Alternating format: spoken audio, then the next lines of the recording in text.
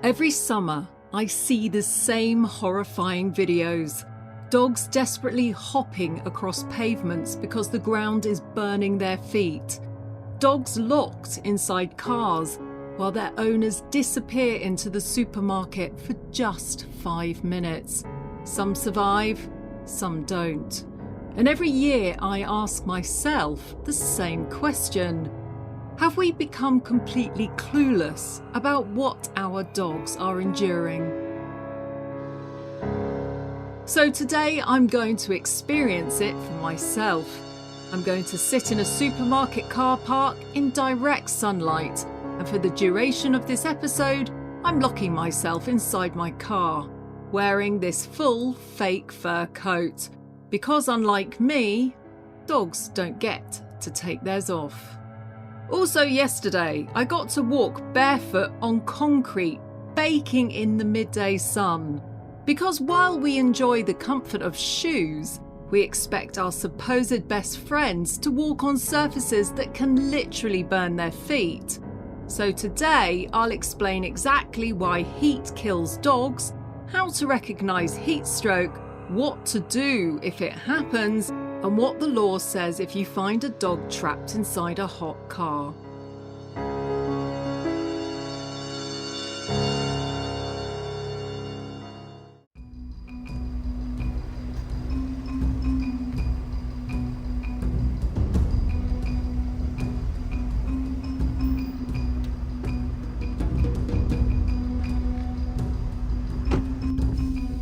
So here we are, the windows are cracked slightly.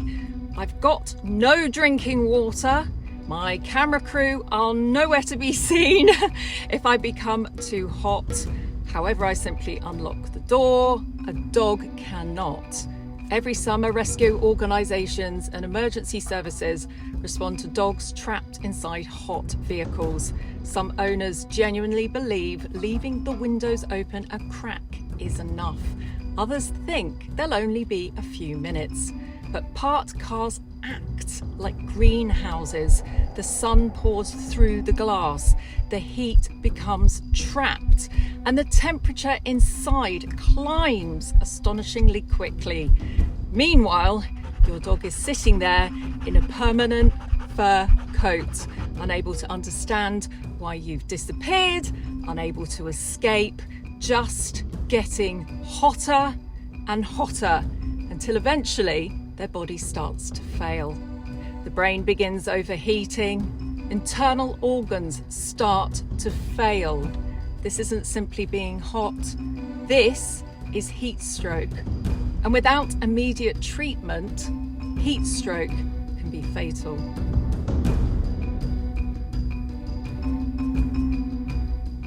Humans have a brilliant cooling system. We sweat over almost our entire bodies.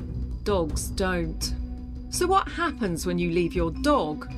At first, the dog simply looks uncomfortable. They change position, searching for somewhere cooler, then begin to pant. Panting is a dog's main way of cooling down. Unlike humans, they produce very little sweat, mainly on their paw pads, relying instead on evaporation from the tongue and upper airways to lose heat.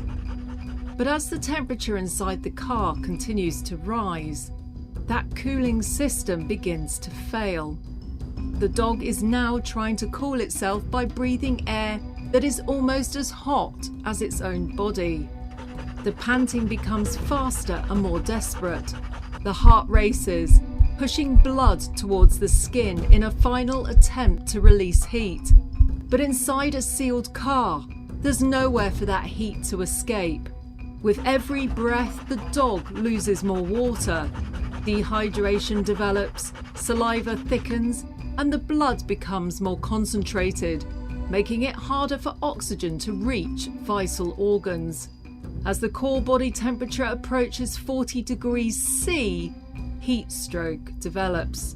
Cells begin to fail, proteins and enzymes stop functioning properly, and the brain, heart, liver and kidneys all come under increasing strain. The dog becomes weak, confused, and unsteady. They may vomit, collapse, or suffer seizures as the brain begins to swell.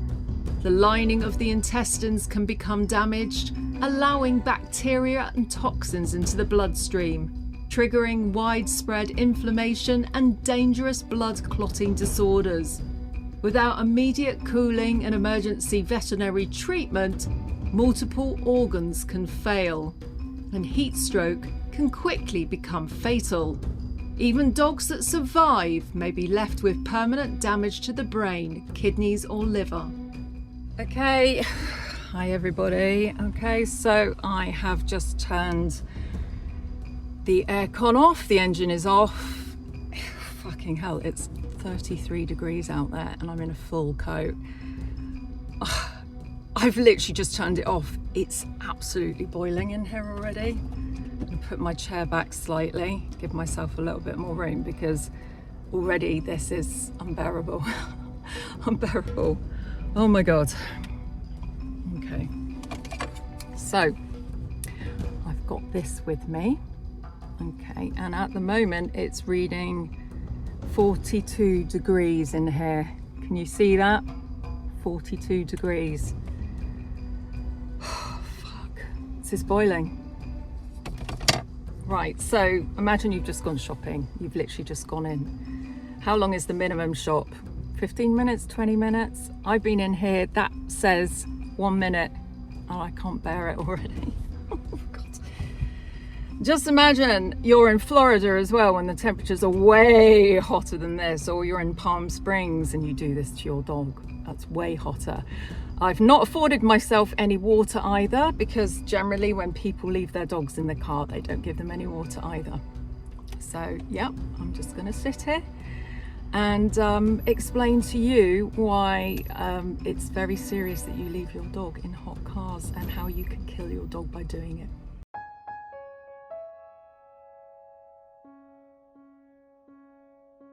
A dog's paws do far more than simply carry their weight. They're also one of the few places on the body that contains sweat glands, helping to release small amounts of heat while the dog pants to keep cool. But on a hot summer's day, those same paw pads are forced onto baking pavement. Instead of helping regulate body temperature, they absorb heat. The skin can quickly burn, blister and tear, turning every step into pain. So what does that actually feel like? Yesterday I put my fur coat on and took a walk midday on the pavement just to see what it feels like. I was praying I wouldn't see anyone stupid enough to be walking their dog. The reaction is immediate for me. The surface is almost impossible to stand on. Absolutely unbearable. Literally having to jig from side to side. Oh my God, oh my God, oh my God. 7-second test. Ow, no, I can't stand here anymore. It's too hot. I'm in agony right now. Literally, I cannot keep my feet on the pavement. And yes, ironically, a woman with a dog did actually just walk behind me.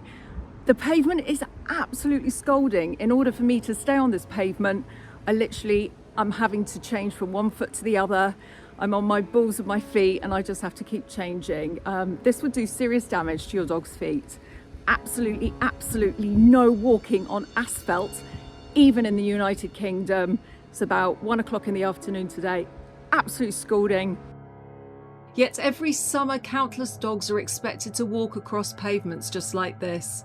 Many begin lifting one paw, then another, trying desperately to escape the burning surface. It's often mistaken for excitement or simply being awkward, but very often it's pain. If the pavement is too hot for bare human feet, it's too hot for your dog's paws. A simple way to check is the 7-second test. Place the back of your hand on the pavement. If you can't comfortably keep it there for 7 seconds, don't ask your dog to walk on it.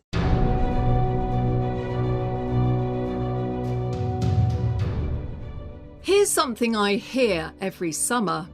But my dog needs his walk. No, he doesn't. Missing one walk has never killed a healthy dog.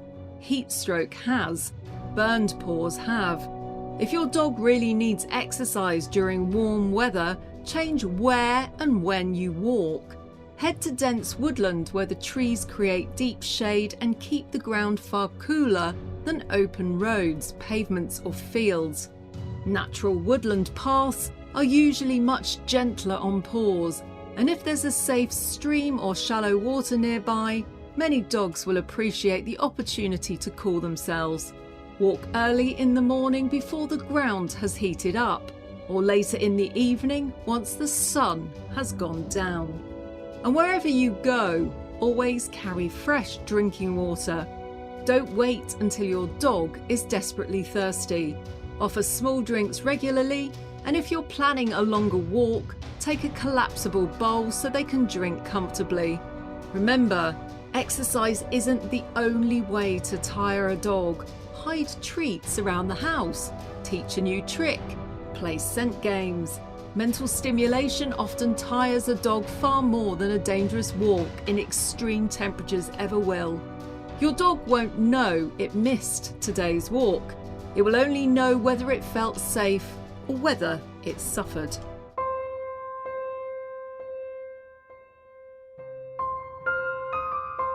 So how do you know if your dog is overheating? Heavy panting that doesn't slow down. Thick drooling. Bright red gums. Extreme tiredness. Confusion. Staggering. Vomiting. Diarrhea. Collapse. Seizures, or becoming unconscious. Once these signs begin, time matters. Don't wait to see if they improve.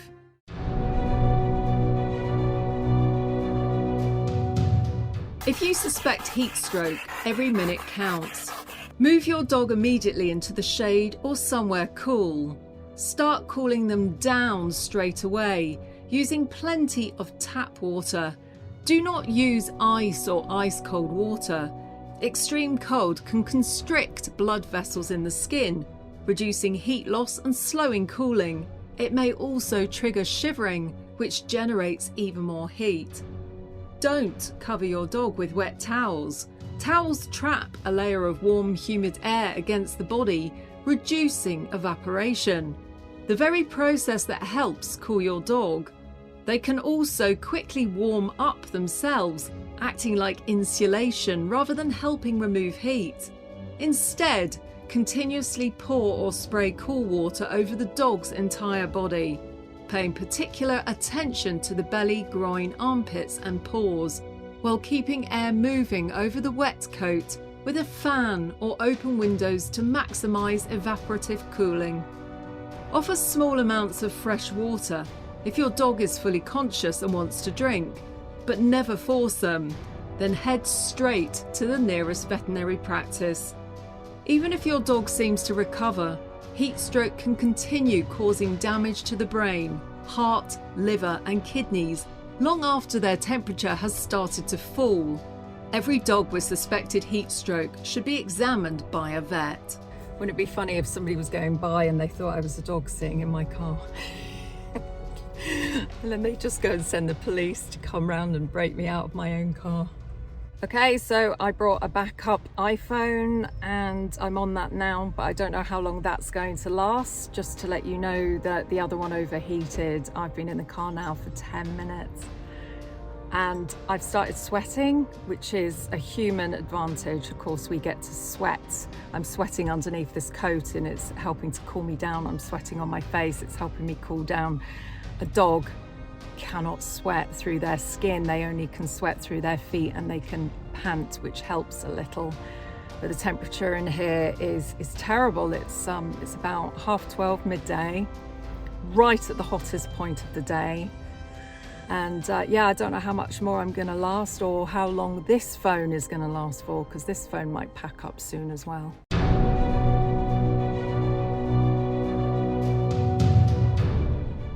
Now comes the difficult question. Should you smash the window? In the UK, there isn't a law that automatically gives someone permission to break into a vehicle to rescue a dog.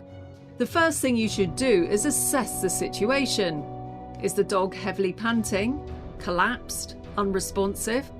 Call 999 immediately if you believe its life is in immediate danger. If it's safe to do so, ask nearby shops to make an announcement to locate the owner. If emergency services are on their way, stay with the vehicle and continue monitoring the dog. Now, people often ask me what I would do. Personally, if I genuinely believed that dog was dying and there was no other realistic way of saving its life, yes, I would break that window. But anyone making that decision must also accept the consequences. You may later have to explain your actions to the police or even a court. The question would be whether your actions were necessary and reasonable in the circumstances. So don't smash a window out of anger. Do it only if you honestly believe there is no safer alternative to saving that dog's life. I've only been wearing this fake fur coat for a short while and I'm already desperate to get it off. I'm sweating, I'm uncomfortable, and I know that whenever I choose, I can unlock this door. Dogs cannot. They trust us completely. They trust us to know when it's too hot, to leave them safely at home instead of in a parked car, to choose a cool woodland instead of a sun-baked pavement, to carry water, to wait until evening, to put their welfare before our convenience. Every dog that dies from heatstroke relied on one person to protect them. Please don't let that person fail. If this episode persuades just one owner to leave their dog safely at home or delay their walk until the cool of the evening, then every sweaty second I've spent inside this car has been worthwhile. If you love dogs as much as I do, please share this episode because the person who most needs to see it probably doesn't realise they do.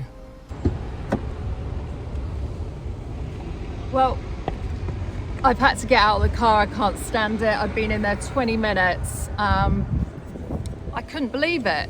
It reached 55 degrees inside the car at one point. 55, it's dropping now obviously because I've got out the car. But even though outside was 33 degrees, the inside became an oven. 55 degrees, and then it topped. Couldn't go any further. So possibly it was hotter than that.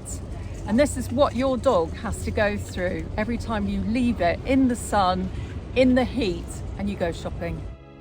So if my words resonate with you today, please share far and wide, as this message is important and could perhaps one day save a dog's life. Okay, there's only one thing left to do, and that's aircon. Hit me.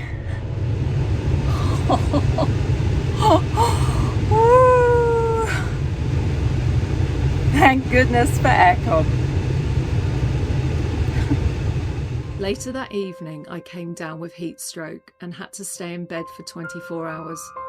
It's a reminder not to assume everything is fine after heat exposure, as evidently it can have terrible effects on us too. Leaving children and babies in stationary hot cars is also certainly not acceptable.